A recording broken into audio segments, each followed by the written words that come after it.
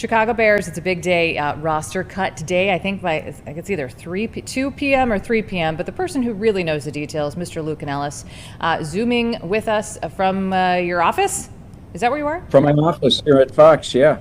Okay, so we won't talk about Super Bowl because I riled you up last time about that. But let's talk about what's happening over the past couple of days and what's happening specifically today.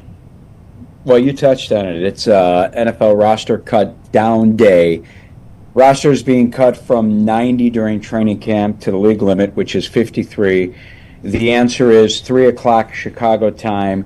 All rosters need to be down to 53. And then a team will be able to put together its practice squad, but you still have got to cut down that roster to 53 and waive and cut, release players.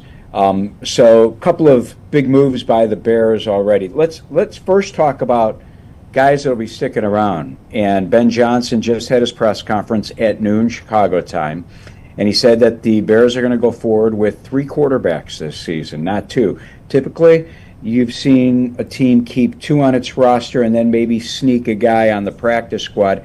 Bears are going with 3 quarterbacks on their roster. Caleb Williams, which is no surprise. Obviously, Williams is going to be your starter. It was obvious then that Tyson Bagent had won the number 2 spot in achieving the 10-year, $10 million 2-year contract extension last week with the potential to earn another $6 million in incentives. So could potentially be a $16 million deal for Tyson Bagent. And then Case Keenum, who is the longtime veteran who has joined that quarterback's room, Caleb Williams feels is very valuable. Tyson Bagent loves talking to him. He's been around the block. 2017 went on a miraculous run, taking the Vikings to the NFC Championship. Spent last year with Buffalo, the year before with the Texans. So he's played with some real good quarterbacks in this league as well, and is a great sounding board for the 2 youngsters in Williams and Bagent. One of the big surprises is that wide receiver, Jedi Walker, who was an undrafted rookie wide receiver out of Texas A&M, looks like he has made this team. The offensive coordinator, Declan Doyle, said yesterday that the 6th wide receiver spot was between Walker and Mo Alexander, who actually is a veteran who played with Ben Johnson in Detroit when Johnson was the offensive coordinator. But it looks like Walker has made this team. That's the shocker. Couple of guys that are released that have been around for the last few years. Bears are waving goodbye to defensive lineman Zach Pickens, 3rd-round pick in 2023. Guy never put up the numbers that everyone expected he would. Over 2 seasons, he had only 39 total tackles and just 1.5 sacks. Consistently found himself on the inactive list because of injury. So Zach Pickens, see you later. And also Tyler Scott. Good man. I was a big Tyler Scott fan. They drafted him in the 4th round pick back in 2023. Bears, as I said, going with 6 wide receivers. Scott did not earn one of those roster spots. His rookie season back in 2023 put up some decent numbers, a modest 17 passes he caught for 168 yards, played 439 offensive snaps last year in what was a miserable season for this franchise. He was nowhere to be found. Played only 20 offensive snaps, helped out on special teams, but really was just insignificant for this team and was a healthy scratch for 6 games. So Tyler Scott, who is out of the University of Cincinnati, is no longer a Bear. So those are some of your updates with the roster, Elizabeth. Yeah. More can happen. General Manager Ryan Poles will talk to the media after 3 o'clock, after the deadline. My guess is the Bears are going to be actively looking for running back help and a left tackle. And I'll share this quote with you if I can find it. He just made a comment. I'm talking about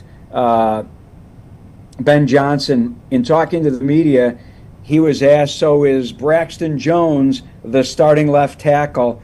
And he said, I'm not ready to announce who our starters are yet. So, Ben Johnson 2 weeks ago screamed that he did not have one player step up and grab that starting left tackle job. And what I love about Ben Johnson so far is the man is incredibly transparent. He doesn't hide anything. And if he's not happy about a player's performance, he's going to tell you. And what does that do for the fans, you think, going into this? We're just 2 weeks away. We know what's going on. Well, it's scary because the left tackle position is the position that protects the blind side of your right-handed throwing quarterback. So they need a left tackle that they feel really good about. And Braxton Jones is the incumbent. He's got 40 NFL starts under his belt, but he's coming off of ankle surgery.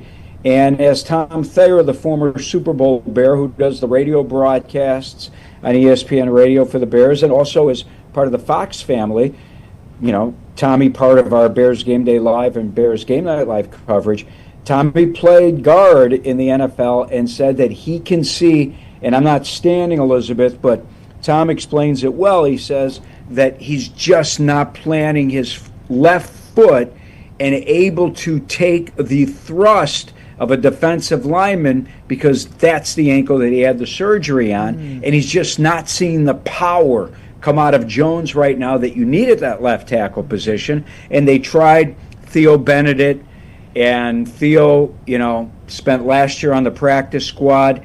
They gave him an opportunity. He didn't grab it. Karan Amagaji, third-round draft pick last year. He didn't go out and get it. They thought Ozzie Trapillo, their second-round pick this year, might be a guy that could swing from right tackle, where he played at Boston College last season, to left tackle. Didn't happen. There could potentially, and you'll see this on First and North tonight at 6 o'clock, a must-see for Bears fans out there on Fox Local at 6, Fox 32 Chicago tonight at 9:30. Dan Miller, the voice of the Lions, will be on the show, and Dan from Fox Detroit will tell me why Dan Skipper, who played left tackle for the Lions, who was just released, wouldn't be a good pickup for the Bears. I want to know why Skipper would not be the right guy to put at left tackle for the Bears now that he's on the street looking for a job. He played for Ben Johnson. He played on arguably the best offensive line in football. If he's still there, and again, the Bears are number 9 on the waiver list, so you've got to hope that the first 8 teams don't grab Skipper. If he's there, why would the Bears not grab Skipper, since they are in desperate need of a left tackle right now? It does sound desperate. Okay. So you'll have more at 4, 5, and 9. And, of course, First and North. We appreciate your time, Lou.